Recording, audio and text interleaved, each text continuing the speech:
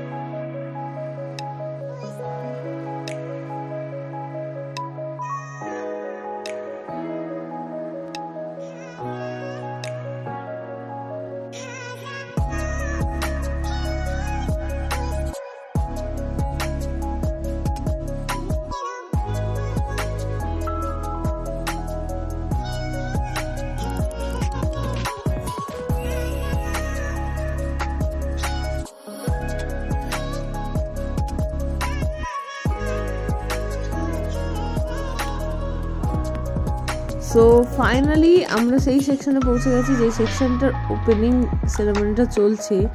হ্যাঁ, নৃসিংহদেবের যে সেকশনটা রয়েছে, তো সেইখানে।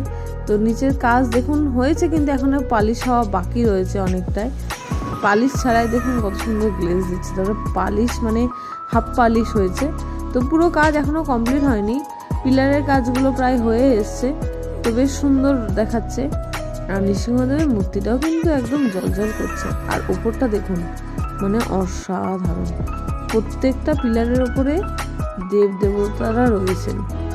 তো বেশ সুন্দর লাগছে কিন্তু জায়গাটা। আর নৃসিংহদেবের এই সিংহাসন সমেত এই যে কাজটা রয়েছে, উফ, অসাধারণ অসাধারণ, মানে মন জাস্ট জুড়িয়ে যাচ্ছে। তো আপনারা এবার এনজয় করুন।